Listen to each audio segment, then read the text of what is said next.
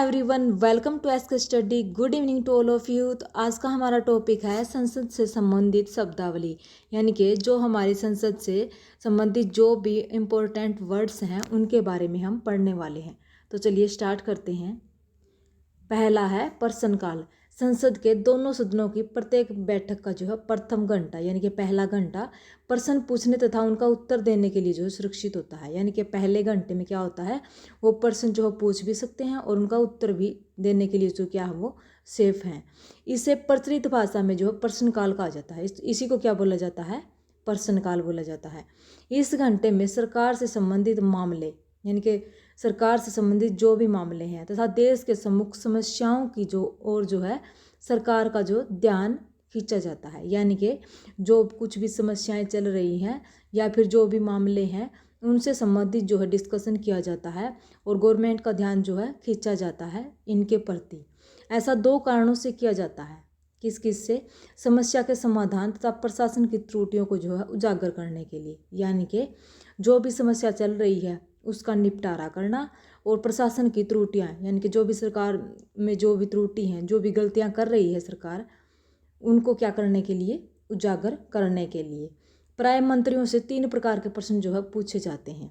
यानी कि इसमें क्या किया जाता है, 3 प्रकार के जो है प्रश्न पूछे जाते हैं मंत्रियों से। कौन कौन से हैं वे? पहले हैं तारांकित, अतारांकित तथा अल्पकालिक प्रश्न। कौन कौन से है? तारांकित, अतारांकित तथा अल्पकालिक प्रश्न। ये जो है मंत्रियों से पूछे जाते हैं। पहले हैं तारांकित प्रश्न। तो तारांकित प्रश्न कौन से होते हैं? इसका उत्तर मौखिक रूप से सदन में ही दिया जाता है। यानी कि जहाँ पर बैठक हो रही है उसी में जो है मौखिक रूप से इसका उत्तर जो है दिया जाता है। मौखिक रूप से किसका? तारांकित प्रश्न का। याद रख लेना ये तारांकित प्रश्न जो है कौन से होते हैं, इसका उत्तर जो है कहाँ पे दिया जाता है, जहाँ पे बैठक चल रही है वहीं पे जो है मौखिक रूप से जो है सदन में ही इसका उत्तर दे दिया जाता है। नेक्स्ट है अतारांकित। अतारांकित प्रश्न में क्या होता है, इसका उत्तर लिखित रूप से दिया जाता है। यानी कि तारांकित का मौखिक रूप से और अतारांकित का किससे दिया जाता है, लिखित रूप से जो है दिया जाता है। लिख कर ही जो क्या किया जा सकता है, अतारांकित प्रश्न का जो है उत्तर दिया जा सकता है। नेक्स्ट है अल्प सूचना प्रश्न। जन महत्व के अत्यावश्यक विषय से संबंधित प्रश्न। यानी कि जो भी जनसंख्या के लिए जो भी उनके फायदे के लिए क्वेश्चन होते हैं वो जो है इससे संबंधित प्रश्न जो है किए जाते हैं अल्प सूचना प्रश्न में। नेक्स्ट है श्वेत पत्र। राष्ट्रीय महत्व के मामले में सरकार द्वारा प्रकाशित एक दस्तावेज है। ये इम्पोर्टेंट दस्तावेज है हमारा। यदि एक इम्पोर्टेंट दस्तावेज यदि पूछ लिया जाए तो कौन सा होता है, श्वेत पत्र। अगला है हमारा शून्यकाल। तो कौन सा होता है शून्यकाल? संसदीय प्रक्रिया के नियमों में शून्यकाल का कोई उल्लेख नहीं है। यानी कि जो संसदीय जो प्रक्रिया होती है उसके जो नियम होते हैं उनमें कोई भी जो है उल्लेख नहीं मिलता किसका, शून्यकाल का। इस शब्द का प्रयोग सर्वप्रथम 1960 के दशक में प्रेस द्वारा किया गया था। ये इम्पोर्टेंट है, ईयर पूछ लिया जाएगा। ये सबसे पहले कब किया गया था इसका प्रयोग, किसका, शून्यकाल वर्ड का प्रयोग जो है कब किया गया था, 1960 में। 1960 में जो है शून्यकाल का जो है प्रयोग किया गया था। और प्राय संसद के दोनों सदनों में प्रश्नकाल के पश्चात का 1 घंटा शून्यकाल के नाम से प्रसिद्ध है। यानी कि प्रश्नकाल के पश्चात का 1 घंटा मतलब जो पहला 1 घंटा था उसके बाद का जो 1 घंटा होता है उसको क्या बोला जाता है, शून्यकाल के नाम से जो है उसको पुकारा जाता है। शून्यकाल में जो है सदस्य ऐसे मामले उठाते हैं जिनमें देरी करना उचित नहीं है। यानी कि ऐसे मामले इसमें उठाए जाते हैं कि उनका फैसला भी तुरंत ही करना होता है, उनमें कोई भी देरी नहीं की जा सकती। नेक्स्ट है व्यवस्था संबंधित प्रश्न। व्यवस्था संबंधी प्रश्न कैसे होते हैं? यदि सदन की कार्यवाही नियमानुसार संचालित न की जा रही हो, क्या है, यदि सदन की कार्यवाही यानी कि कोई सा भी सदन है इनमें से, तो नियमानुसार संचालित न की जा रही हो तो कोई भी सदस्य व्यवस्था संबंधी प्रश्न उठा सकता है। यानी कि कोई भी सदस्य बोल सकता है कि इसकी व्यवस्था सही नहीं है, किसी भी सदन के बारे में वो बोल सकता है कि इसकी व्यवस्था को जो है सुव्यवस्थित ढंग से जो है चलाया जाए, इसकी व्यवस्था जो है सही नहीं की गई है। कोई किसी को भी ये प्रश्न उठाने का जो है अधिकार है, परंतु यह सदन के अध्यक्ष पर निर्भर करता है कि वह व्यवस्था संबंधी प्रश्न उठाने की अनुमति दे या न दे। यानी कि ये किसके अकॉर्डिंग चलेगा, जो भी अध्यक्ष होता है पार्लियामेंट का उसके अकॉर्डिंग।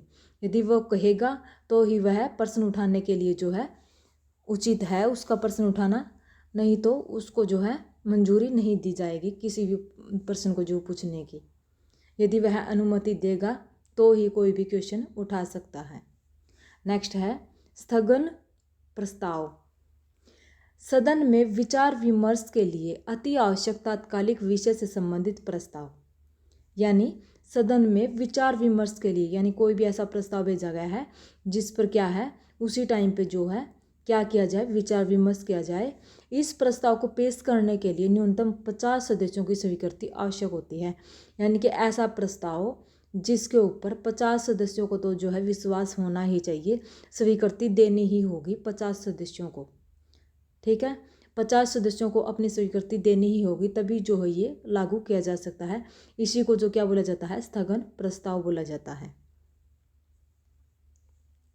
नेक्स्ट है हमारा ध्यानाकर्षण नोटिस। ध्यानाकर्षण नोटिस कैसे होता है? यह संसदीय प्रक्रिया को भारत की अनूठी भेंट है। इसके अनुसार कोई भी सदस्य स्पीकर की पूर्व अनुमति से किसी भी मंत्री का जो है ध्यान जनहित के महत्वपूर्ण मामले की ओर आकर्षित कर सकता है तथा उसे उस विषय पर वक्तव्य देने के लिए कह सकता है। मंत्री या तो उस विषय पर संक्षिप्त वक्तव्य दे सकता है अथवा वक्तव्य देने के लिए समय मांग सकता है। यानी इसमें क्या बोला गया है कि पूर्व अनुमति का मतलब है कि पहले उसको अनुमति लेनी होगी किसी भी सदस्य को जो है, जो कि जनहित के बारे में सोचना चाहता है या कुछ बोलना चाहता है, तो उसको पहले अनुमति लेनी होगी स्पीकर की। और उसके बाद जो हो क्या कर सकता है, वो जो है उसका ध्यान आकर्षित कर सकता है और उस पर जो है कोई भी वक्तव्य जो है दे सकता है। यानी कि कुछ भी वह जनहित के मामले में बोल सकता है, उसको बोलने का हक है। या फिर वो कुछ टाइम के लिए जो है वो उससे समय मांग सकता है, किससे, स्पीकर से, कि मैं इतने टाइम में जो है इसका सॉल्यूशन निकालूंगा और फिर आपको बता दूंगा। उसके लिए जो क्या है वो स्पीकर बाध्य है उसकी मांग को मानने के लिए। नेक्स्ट है अल्पकालीन चर्चा। गैर सरकारी सदस्यों को भी सार्वजनिक महत्व के मामलों को सदन में उठाने का अधिकार है। यानी कि जो गैर सरकारी सदस्य होते हैं, यानी कि जो सरकारी सदस्य नहीं होते, सार्वजनिक महत्व के मामलों को सदन में उठाने का जो है अधिकार उनको भी है।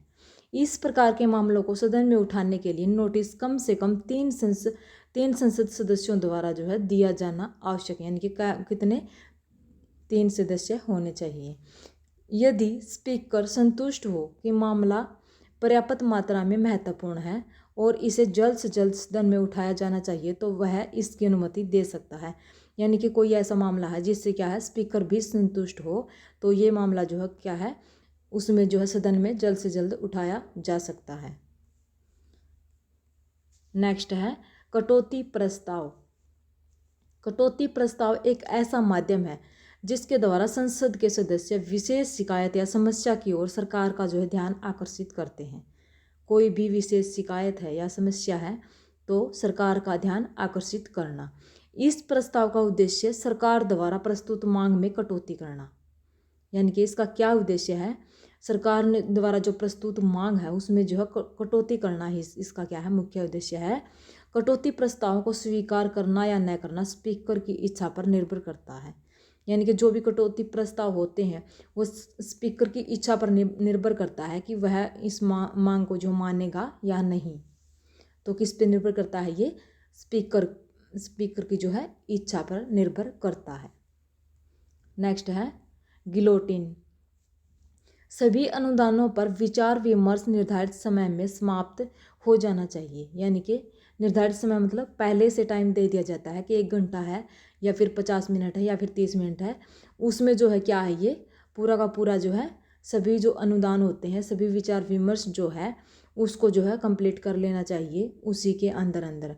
यदि स्पीकर यह महसूस करता है कि मांग तथा अनुदान संबंधी सभी मामले निर्धारित समय में जो समाप्त नहीं किए जा रहे या नहीं हो पाएंगे तो आखिरी दिन वह सभी मामलों पर जो है बहस समाप्त किए बिना मतदान करा सकता है। यानी कि फिर वो क्या नहीं करेगा, किसी भी मामले पर जो बहस नहीं करेगा, आखिरी दिन तक वो वेट करेगा और जब टाइम ख़त्म हो जाएगा तो फिर क्या नहीं करेगा, वो किसी भी मामले पर जो बहस नहीं करेगा और बिना बहस करे वो चुनाव करवा सकता है, मतदान करवा सकता है। इस व्यवस्था को संसदीय भाषा में गिलोटिन कहा जाता है। क्या कहा जाता है? गिलोटिन कहा जाता है। नेक्स्ट है अविश्वास प्रस्ताव। भारत की संसदीय शासन व्यवस्था में मंत्रिपरिषद अपने पद पर तब तक बनी रहती है जब तक उसे लोकसभा का समर्थन प्राप्त होता है। यानी मंत्रिपरिषद अपने पद पर कब तक बनी रह सकती है? जब तक उसे लोकसभा का समर्थन प्राप्त होगा। इम्पोर्टेंट है ये, लोकसभा का समर्थन प्राप्त होगा तब तक। जिस समय लोकसभा मंत्री परिषद में जो है अविश्वास व्यक्त हो जाता है, यानी कि अविश्वास जो है प्राप्त हो जाता है उनको, तो इसे त्यागपत्र देना ही पड़ता है। किसको? मंत्रिपरिषद को। मंत्रिपरिषद में सदन का विश्वास सिद्ध करने के लिए नियमों में अविश्वास प्रस्ताव का प्रयोजन जो है किया गया है। यानी कि अविश्वास प्रस्ताव जो है पास हो जाने पर क्या करना होगा? मंत्रिपरिषद को जो है त्यागपत्र देना ही होगा। इसी को क्या बोला जाता है? अविश्वास प्रस्ताव। तो कौन करती है ये? लोकसभा। नेक्स्ट है निंदा प्रस्ताव। कौन सा है? निंदा प्रस्ताव। निंदा प्रस्ताव सरकार की नीतियों तथा कार्यों की निंदा करने के उद्देश्य से प्रस्तुत किया जाता है। यानी कि सरकार ने ऐसी नीतियां लागू कर रखी हैं या फिर कार्य लागू कर रखे हैं जिनको क्या है, जनता जो है एक्सेप्ट नहीं कर रही है, तो उनकी निंदा करने के लिए जो है उद्देश्य से प्रस्तुत जो है ये किया जाता है। कौन सा? निंदा प्रस्ताव। यह अविश्वास प्रस्ताव से जो है भिन्न है, यह उससे अलग है, क्योंकि इसमें सरकार के विरुद्ध निश्चित आरोप लगाए जाते हैं। यानी कि सरकार के विरुद्ध इसमें निश्चित जो है आरोप लगाए जाते हैं सरकार के विरुद्ध, उसकी नीतियों के ऊपर और उसके कार्यों के ऊपर जो है सरकार के विरुद्ध जो है ये जो क्या लगाए जाते हैं, आरोप लगाए जाते हैं।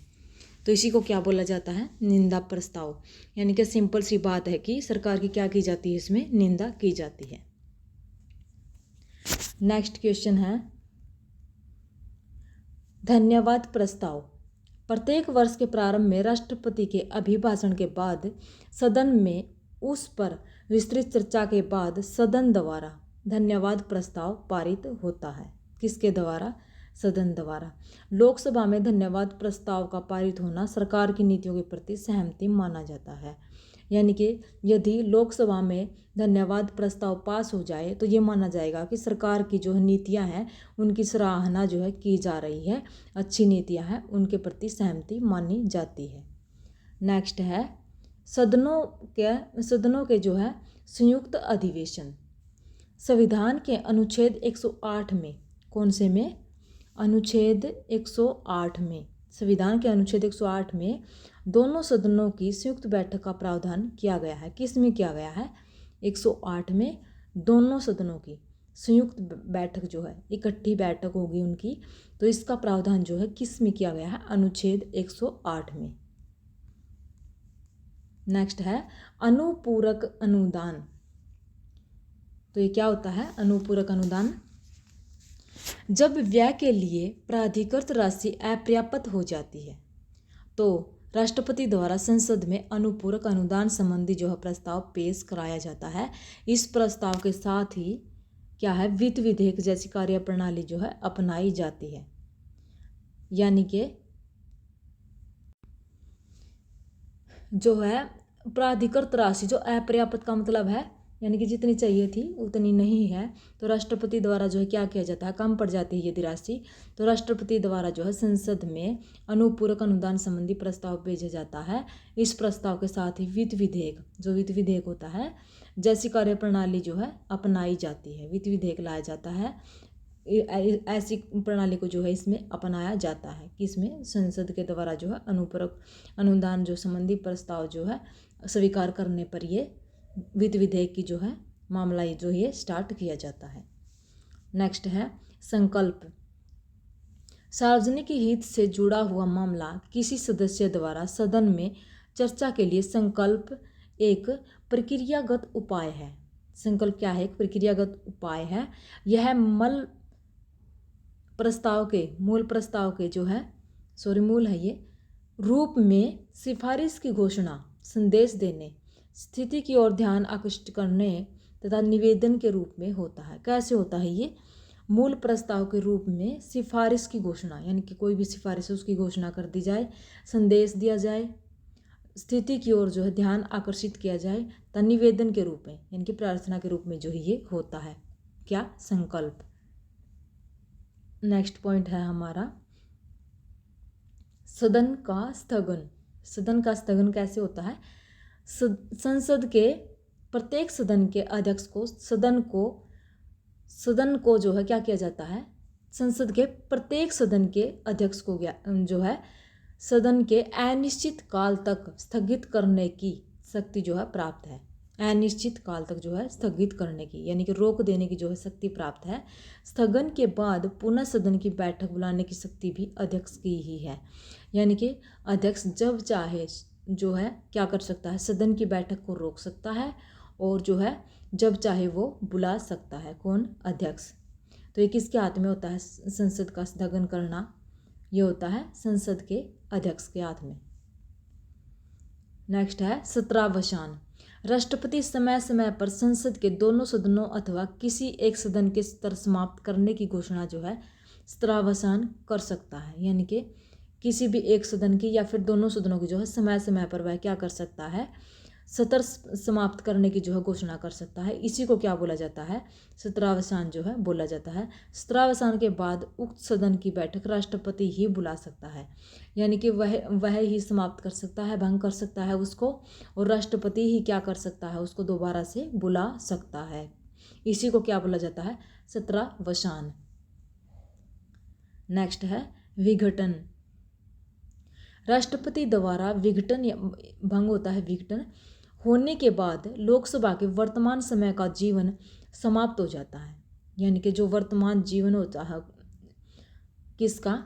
लोकसभा का समय का जो जीवन होता है वो क्या हो जाता है? समाप्त हो जाता है। इसके बाद आम चुनाव द्वारा नए सदन का जो है गठन होता है। राज्यसभा जो है उसका विघटन जो है कभी नहीं होता। ये इंपॉर्टेंट लाइन है। राज्यसभा का विघटन नहीं हो सकता और लोकसभा का विघटन हो जाता है टाइम पे।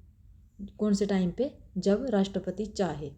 उसके बाद जो है आम चुनाव करने के बाद क्या होगा? फिर नए सदन का जो है गठन किया जाएगा। नेक्स्ट है राष्ट्रमंडल संसदीय जो है सभा। राष्ट्रमंडल संसदीय सभा विभिन्न राष्ट्रमंडल देशों के जो है विधानमंडलों में गठित शाखाओं से बना क्या है? एक संगठन है। यानी कि इसमें बहुत सारे क्या होते हैं? राष्ट्रमंडल जो देश होते हैं इसमें इनसे बना हुआ क्या है? ये एक संगठन है।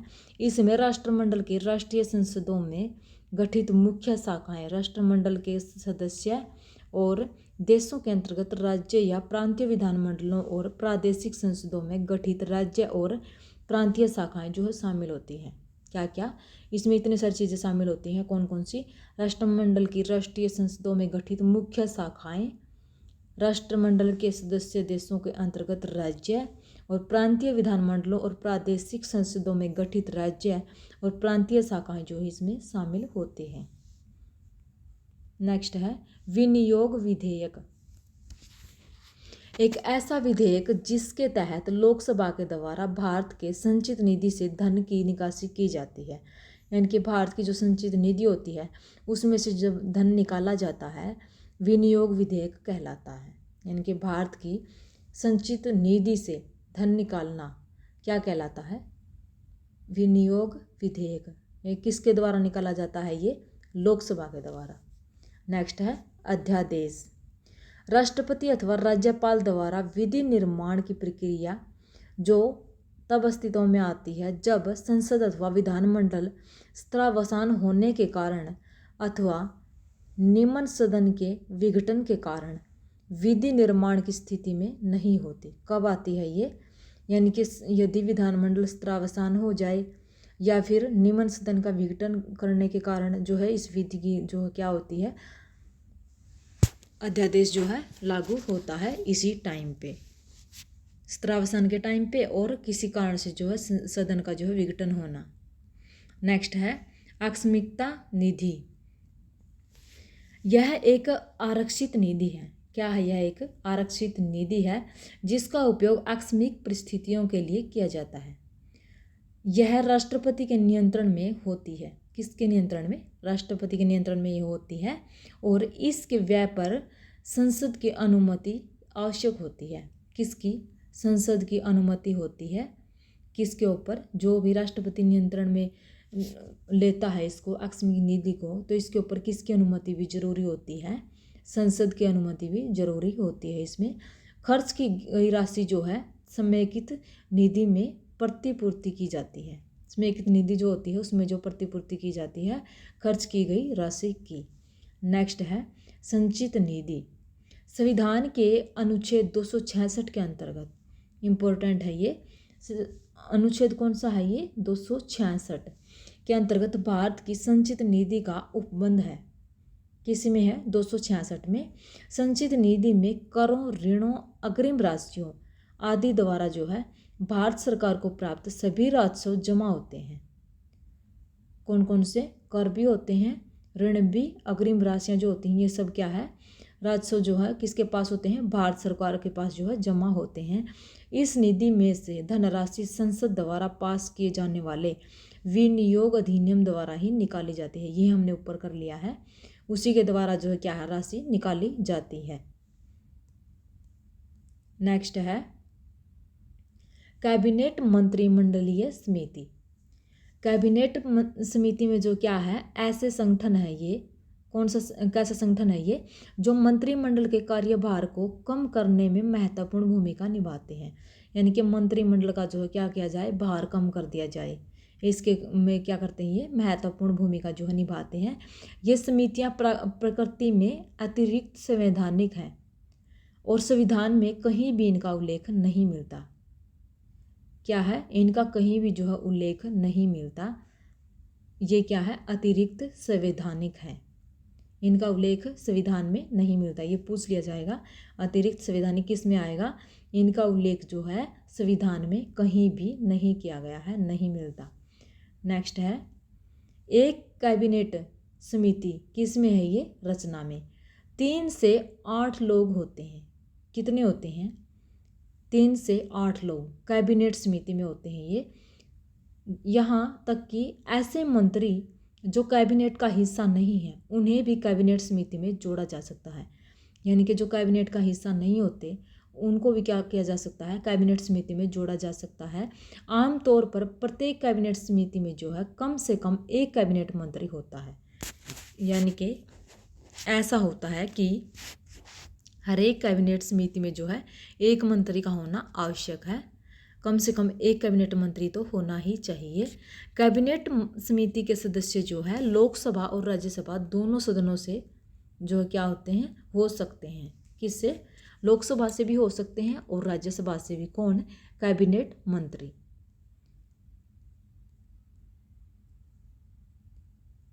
नेक्स्ट है सुरक्षा, अर्थव्यवस्था, राजनीति मामलों, संसदीय मामलों, नियुक्तियों, आवास, निवेश या विकास, रोजगार या कौशल विकास। वर्तमान में कुल 8 समितियां मौजूद हैं। कितनी समितियां हैं? 8 समितियां हैं। और इनमें क्या क्या हो सकता है? लोकसभा और राज्यसभा के सदस्य भी जो है इसमें होते हैं। किनमें? समितियों में, कैबिनेट जो समितियां होती हैं इनमें। प्रधानमंत्री संसदीय मामलों और आवास को छोड़कर सभी कैबिनेट समितियों की जो है अध्यक्षता करता है। किस किस की नहीं करता? संसदीय मामले और आवास, इनकी जो है प्रधानमंत्री अध्यक्षता नहीं करता। संसदीय मामलों और आवास समितियों के परंपरागत रूप से जो है गृह मंत्री नेतृत्व करता है। तो इनकी कौन करता है अध्यक्षता? गृह मंत्री जो होता है वही जो है इनकी अध्यक्षता करता है। नेक्स्ट है संसदीय मंच। संसदीय मंचों के गठन का उद्देश्य है कार्यान्वयन प्रक्रिया में तेजी लाने के लिए परिणामोन्मुख दृष्टिकोण के साथ महत्वपूर्ण मुद्दों पर नोडल मंत्रालयों के संबंधित मंत्रियों, विशेषज्ञों और प्रमुख अधिकारियों के साथ सदस्यों के बातचीत और चर्चा के लिए मंच उपलब्ध कराना, यानी कि कोई ऐसी मंच होनी चाहिए जिसमें कि सभी मंत्री होते हैं, जो भी सदस्य होते हैं वो क्या है, बातचीत कर सके, विचार विमर्श कर सकें। सभी संसदीय मंचों का पदेन अध्यक्ष स्पीकर होते हैं। कौन होते हैं? स्पीकर होता है सभी का अध्यक्ष। सिर्फ जनसंख्या और जन स्वास्थ्य पर बने संसदीय फॉर्म को छोड़कर, क्योंकि राज्यसभा अध्यक्ष इसके पदेन अध्यक्ष होते हैं। किसके? वैसे तो सबके स्पीकर होते हैं, लेकिन सिर्फ जनसंख्या से रिलेटेड जो कुछ भी है और जन स्वास्थ्य पर बने जो संसदीय फॉर्म होते हैं उनकी जो है क्या है, अध्यक्षता कौन करता है? राज्यसभा का पदेन अध्यक्ष जो है होता है, वही इनकी अध्यक्षता करता है। लोकसभा के स्पीकर पदेन उपाध्यक्ष, और लोकसभा के स्पीकर और पदेन उपाध्यक्ष भी जो है इनकी अध्यक्षता करते हैं। प्रत्येक मंच में 31 से अधिक सदस्य नहीं हो सकते। इम्पोर्टेंट है ये, कितने से अधिक नहीं हो सकते? 31 से अधिक नहीं हो सकते। इसमें जो क्या होता है, 21 जो सदस्य है लोकसभा में और 10 सदस्य जो है राज्यसभा के होते हैं। यानी कि 31 कौन कैसे होते हैं? ये 21 कहाँ से आते हैं? लोकसभा से, और 10 कहाँ से आते हैं? राज्यसभा से। तो ये 21 होते हैं लोकसभा से और 10 होते हैं राज्यसभा से। टोटल कितने हो गए? 31। तो 31 सदस्य जो ज़्यादा जो है इनमें नहीं हो सकते, 31 सदस्य ही होने चाहिए। Okay friends, thank you, bye bye, take care.